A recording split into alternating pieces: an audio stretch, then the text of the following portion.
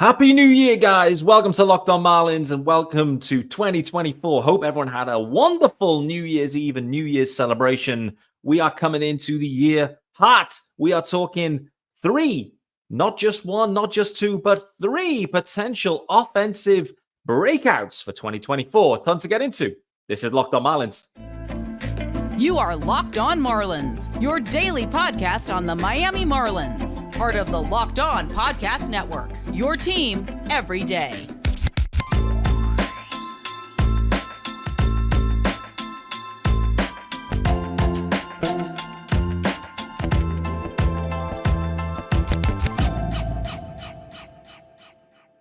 Greetings from England and welcome to Locked On Marlins. This is your daily Marlins podcast. I'm your host, of course, Peter Pratt. Hit me up at Miami Marlins _UK.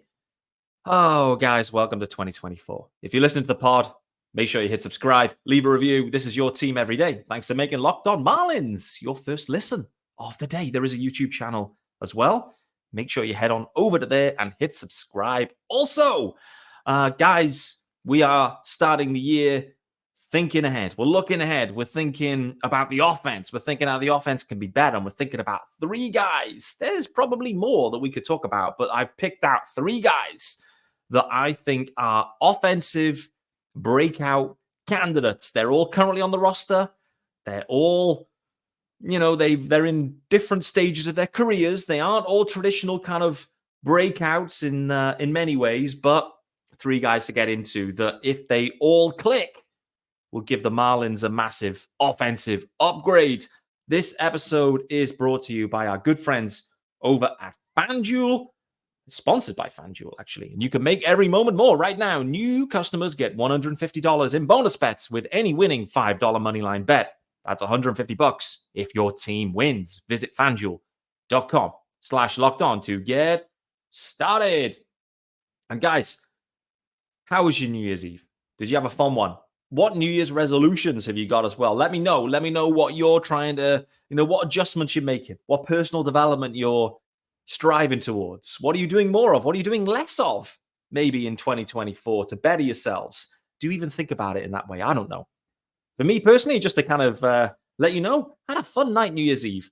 As a 40-year-old with a couple of relatively young kids, the days of going out on New Year's Eve and partying, they're gone. RIP those days. So New Year's Eve now is very much like, has been the last couple of years too, very much a quieter affair.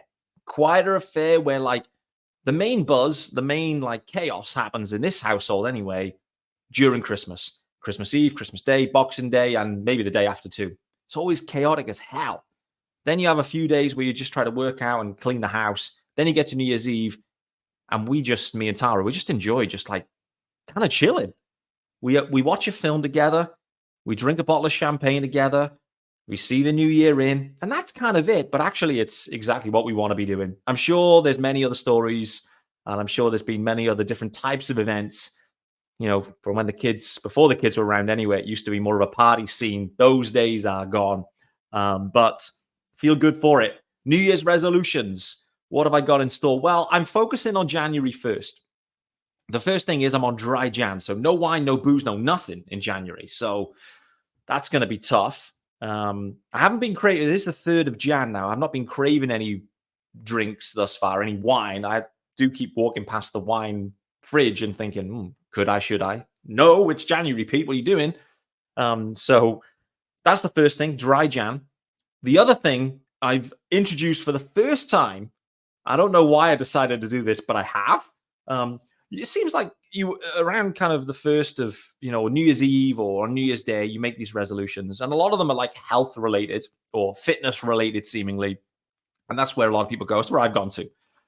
Because December is a really unhealthy month, isn't it? Where you're kind of, you're just, you're drinking away, you're eating everything under the sun. Like you're just living a pretty unhealthy lifestyle in December.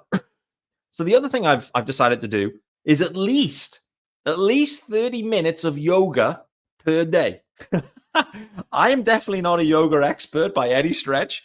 I'm only doing this yoga class in-house. So I'm fired up to the Apple Fitness app. and I'm just going to do 30 minutes yoga per day and see what happens. My flexibility is poor on the kind of 20-80 scale. I'm like a 20 flexibility. On the Football Manager scale, I'm like a flexibility 2 probably. I don't know if this is going to help it, but I feel like I'm just going to give it a go and see what happens. I got into it a touch last summer and really enjoyed it.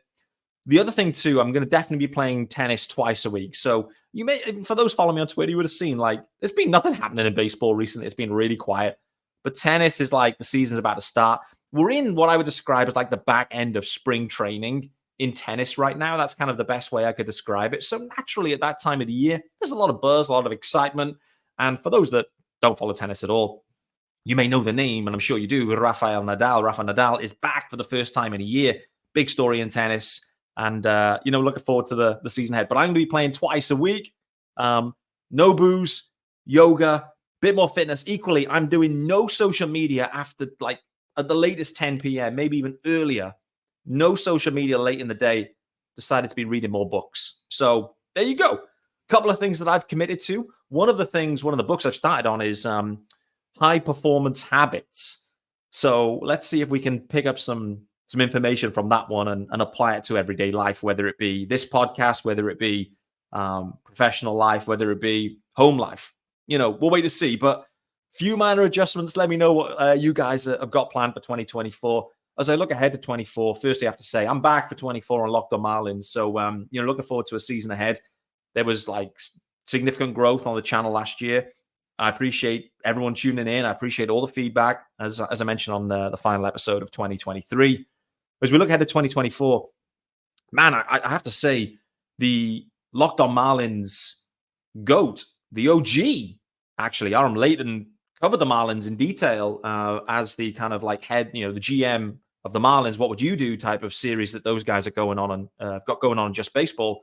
I must say, Aram kind of pretty much killed that and really dug into a lot of the challenges the Marlins face. And he was pretty, he was not overly optimistic about the current situation at shortstop is one way I would describe it. There was a few other positions, maybe there's some challenges, but equally, like Aram really dug into the Marlins in a 20, 25 minute segment on that podcast. And that's why he's the GOAT. That's why he's the OG of this show. But I'm back looking forward to a 2024 and the Marlins themselves.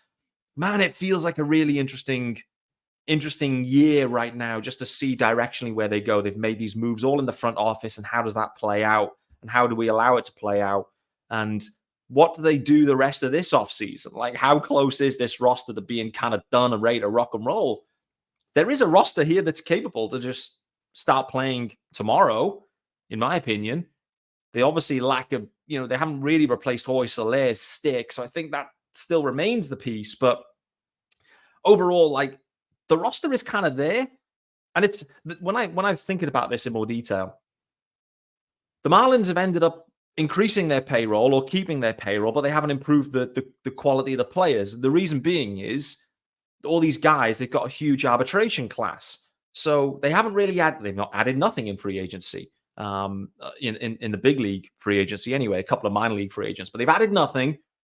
Their payroll has stayed level, even though Jorge Soler's gone and a few other guys are gone. So effectively, they're paying the same as last year, but really probably gotten worse.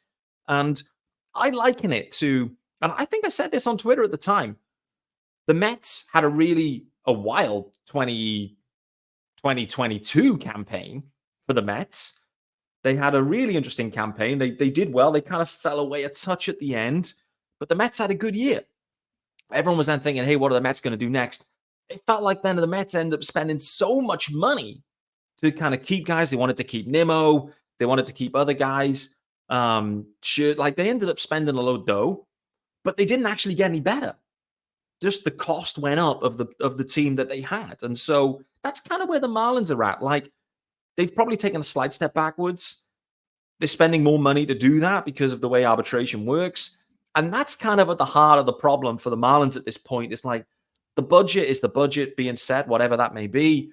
And they don't seem to have a ton of wiggle room. And so that wiggle room may come via trades, which, and definitely Aaron put forward some really interesting ideas. So go and check that episode out as well, for sure. The Fish on First guys have been busy too, pumping out articles. They had a roundtable article, which, I mean, was a really good idea. Normally, those roundtables feel like they happen in podcast form, but the written version was an interesting approach on that one. And some of those questions they were asking in that article, go and check it out as well, were some of the things that are in my mind to talk about in podcast form. So I'll probably do that in the next week or two before, well, if nothing's happening anyway. Let's do the first ad. That's enough preamble around 2024. We're going to talk about 3 offensive breakout candidates that I think could have significant steps forward in 2024 and help this Marlins offense. Before we do that, this episode is brought to you, of course, by our good friends over at FanDuel. And the NFL regular season is wrapping up, but there's still time to get in on the action with FanDuel. It is America's #1 sportsbook. Right now, new customers get $150 in bonus bets guaranteed when you place a $5 bet. That's $150 in bonus bets, win or lose. The app is super easy to use, and there are so many different ways to bet, like live same-game parlays. You can find bets in the new Explore tab, and you can make a parlay in the Parlay Hub. Love that, a Parlay Hub. The best way to find popular parlays and more. So visit FanDuel.com/lockedon and make your first bet a layup. FanDuel, official partner of the NFL. All right, guys, back here with me, Peter Pratt, on Wednesday, the 3rd of Jan.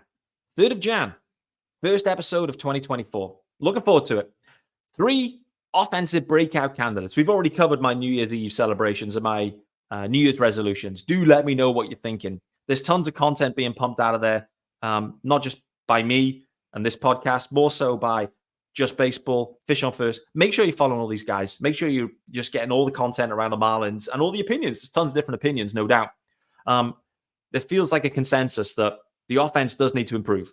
And one way for it to improve, if you aren't going to spend money in free agency or make any major trades because your farm's dead and you're actually looking to restock the farm, then another way to improve your offense is for guys currently on the roster to take a step forward. That's where we're looking now today, guys. There's 3 names. It's a bit of a contentious list, to be honest with you. I'm interested to get the feedback and your thoughts on where your head's at after this one. But for me, the #1 breakout player, well, potential breakout, maybe that's the best way of phrasing it, is Jazz Chisholm Jr. Oh, I know, Pete, you can't have him as a breakout player who's been an all-star and he's been a starter for however many years now. I get it. Listen, Jazz Chisholm Jr., there is so much untapped potential. There's so much untapped everything with Jazz Chisholm Jr., to be honest with you. And really for him, there is he can have a breakout season, a career year, however we want to phrase it. There is a pathway to that, and a pretty obvious pathway, to be honest with you. Clearly, Jazz doesn't lack in his own, the way he feels about himself and his game. I can't even think of the word, but it'll come to me. He's confident in his own ability. Let's just put it like that. The biggest question with Jazz Chisholm Jr., the biggest question is, can he play 150 or 140? Can he play 145, 150? Can he play a full season, basically? Can he not miss time from being hurt? That's the question.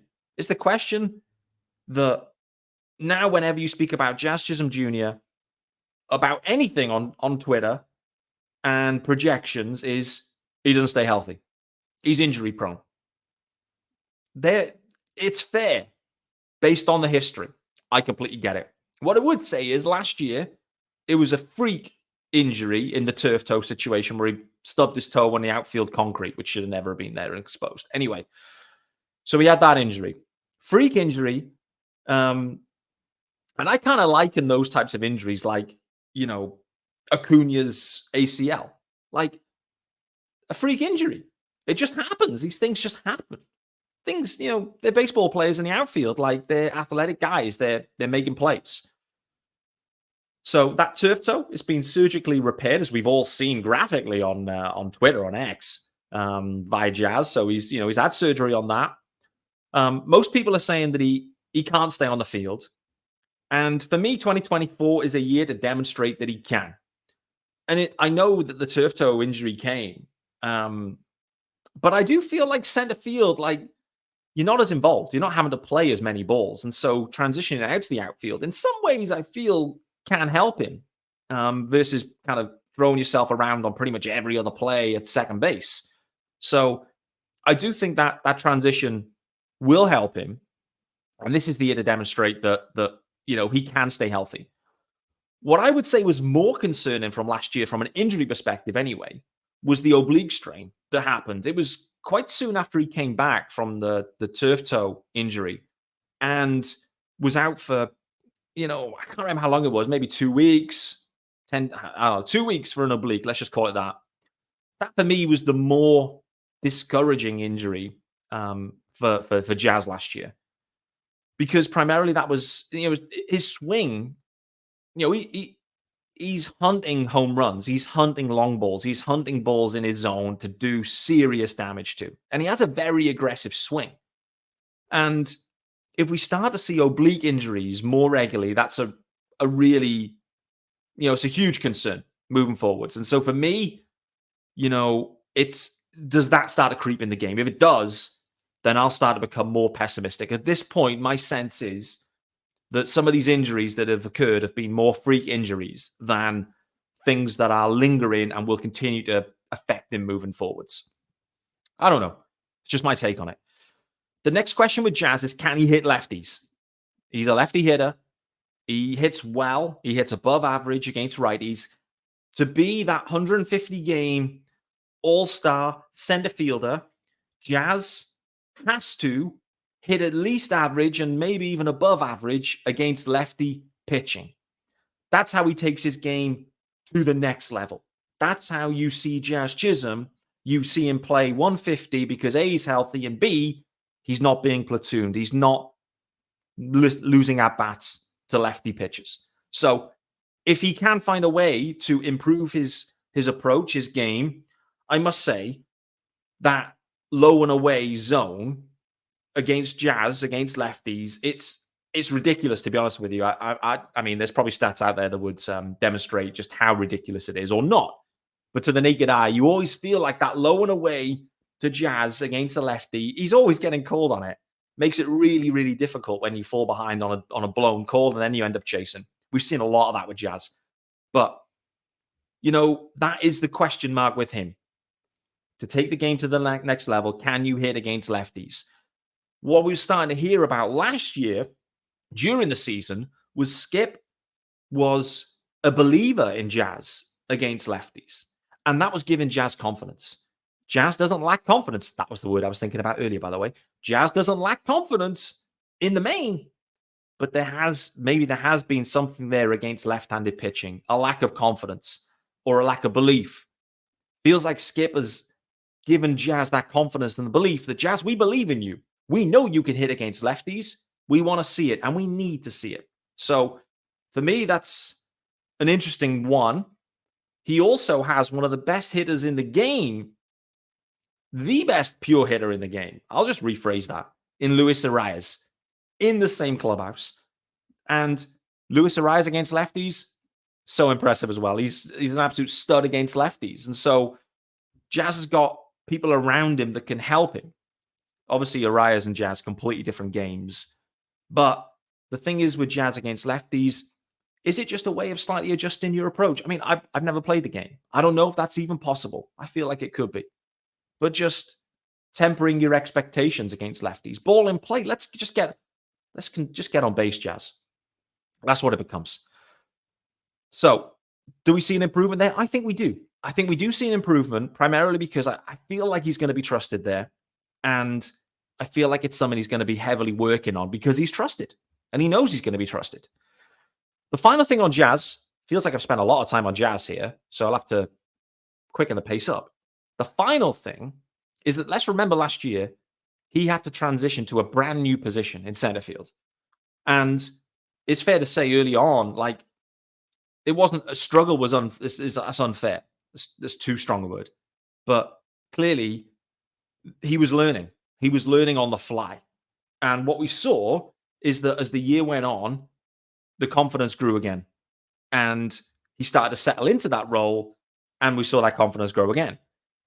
And Skip, speaking to the guys, the Fish Unfiltered guys, talked about this with Jazz, where at the back end, he was becoming more of a leader out there and was actually starting to really enjoy center field.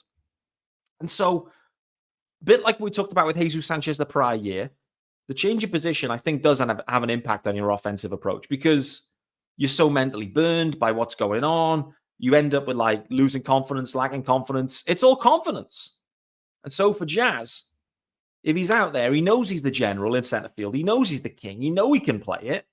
It's gonna have a positive impact on his offensive numbers, in my opinion, anyway.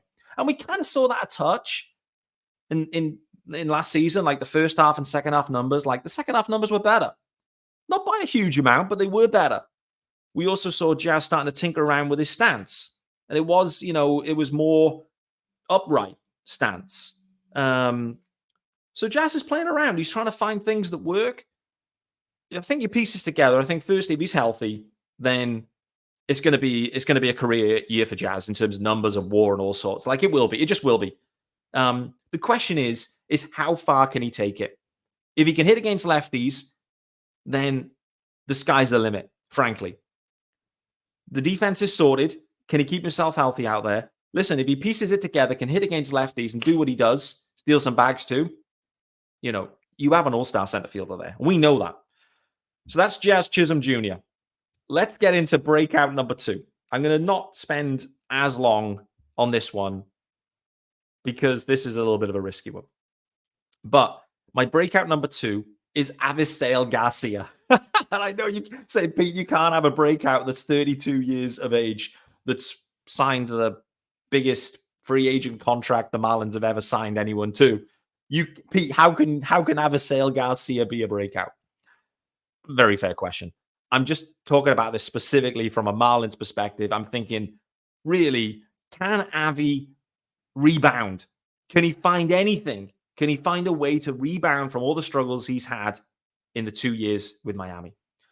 And the answer that I have really is I think he can. And when you look at the previous 2 years, I'm not sure there's any positives, to be honest with you, from his first 2 seasons. He was overweight and unproductive, frankly. And, there was a slight adjustment that happened at the back end of year 1 where he went onto the IL, lost some weight, came back. He clearly was addressing the challenges and making adjustments. In year 2, again, it didn't start great. We were hearing rumors like, how long is he going to be given, et cetera, et cetera. Injuries got in the way again. Found it curious the way the year played out for him injury-wise. It felt like the Marlins just kind of stashed him on the IL, to be honest.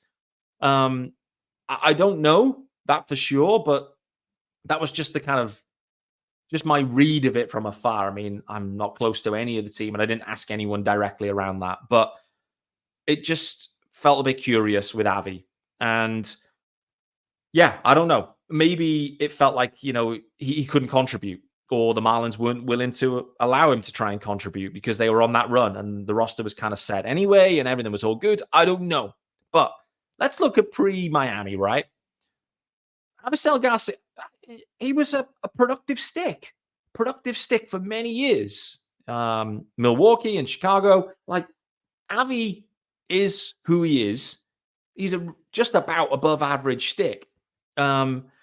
When we look at what Fangraphs are projecting for him in 2024, they've got him projected around about 400, 450 at-bats or plate appearances, 15 home runs, hitting around 240.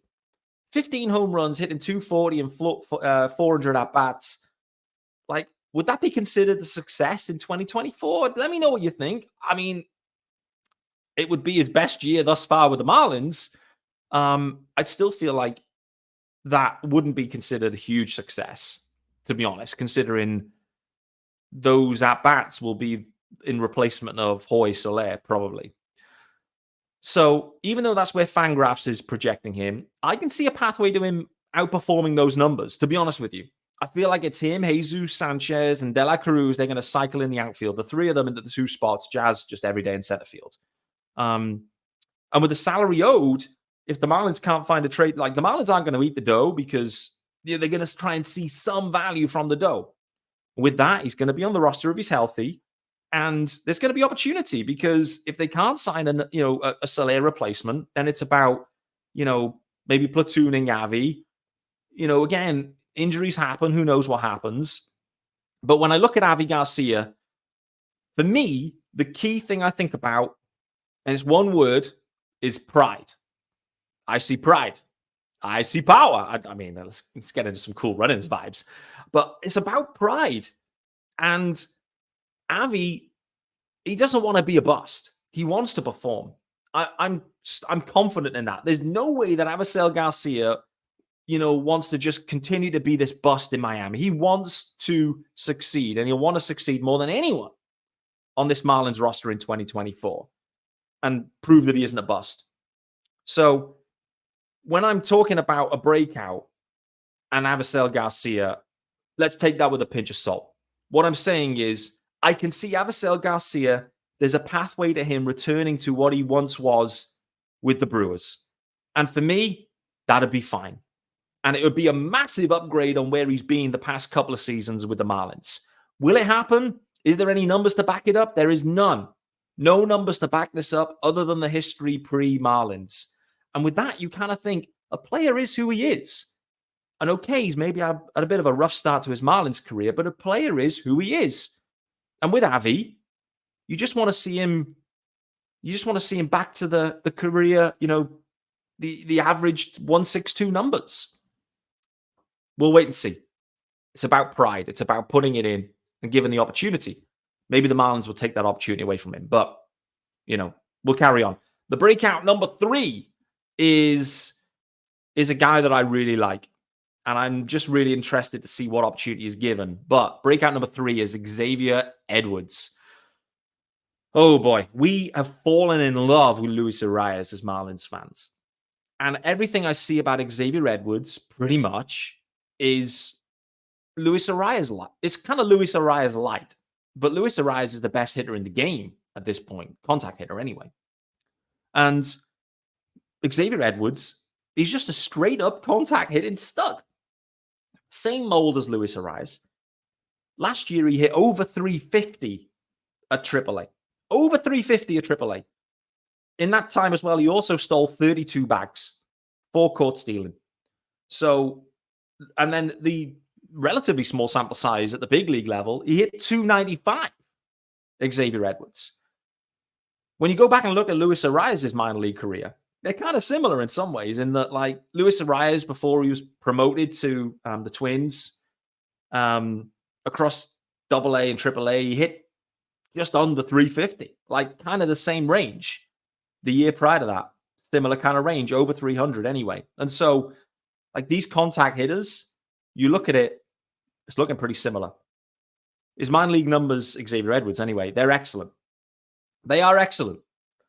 The question around him is, what can he do in the field? Where can he field? Where can they find a place for him to play in the field? Is it infield? Is it outfield?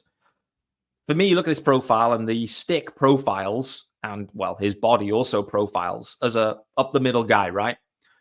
The Marlins right now, they have a massive issue at shortstop. Massive issue there.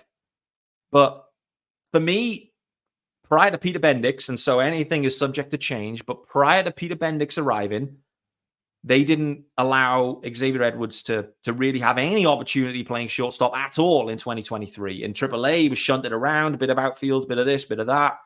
Obviously, at the big league level as well, moved around, mainly second base.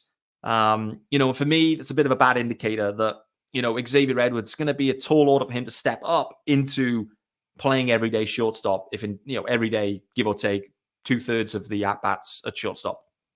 So can they work with him during the offseason and get him ready for shortstop? Possibly. I'm certain that I heard him talking about how he had a bit of a shoulder issue last year, and that kind of hindered him in the field. But the other alternative, to be honest with you, if they don't fancy him at short, and I actually think the Brujan has got more of a lead opportunity there at shortstop, frankly. The other alternative is they just prioritize having Xavier Edwards' stick in the lineup, and they look to effectively slot him into second base. Take Luis Arias out of second base, slot Xavier Edwards in. Arias then either transitions over to first base, DHs, and basically you end up with Arias and Bell kind of mix and matching across DH, first base. For me, that is definitely one situation that I can see. You get a guy in the lineup. I mean, looking at the numbers as well, Fangraphs, they're seeing him as having a positive WAR. They've got him at 200 plate appearances for 2024 projected. They're seeing him with a positive WAR at second base defensively, Xavier Edwards. So with that being said, there's a way to add another contact stick to your order. There's a way to improve the second base defense because Fangraphs and the statistics around Luis Arias, it was a negative. He was a negative at second base. So you can upgrade defensively over Arias. He offers loads more speed than Arias directly, clearly. And so you end up with better defense at second, more speed, similar contact, albeit not as good, more strikeout. Definitely, Arias is a better hitter. I'm not suggesting that Xavier Edwards is an overall better hitter than Arias. What I'm saying is very similar profile, but he does have strengths, different types of strengths than Luis Arias, but a similar stick profile. Arias can potentially slide somewhere else, and then you end up maybe placing Xavier Edwards down the lineup, 7, 8, 9, maybe the 9. I used to like that where the lineups would flip, and you then go Xavier Edwards, Luis Arias, and then bang, bang, bang, keep going. Brujan could be up there too. So they're all of a sudden at the top of the lineup. Could be, let's just assume they go Brujan leading off, starting at shortstop. Arias, let's say he's at first base and is hitting 2. You end up maybe with Xavier Edwards at 9. It flips. He's got speed. Brujan then, can he get on base? He's got speed. Arias then, all of a sudden, he's hitting with maybe a guy on first, second, or second and third. It's a really dangerous proposition there. So for me, I think given the opportunity for Xavier Edwards, and it does come down to his opportunity, I can see a massive breakout here. Massive breakout campaign in terms of the defense at second, the speed.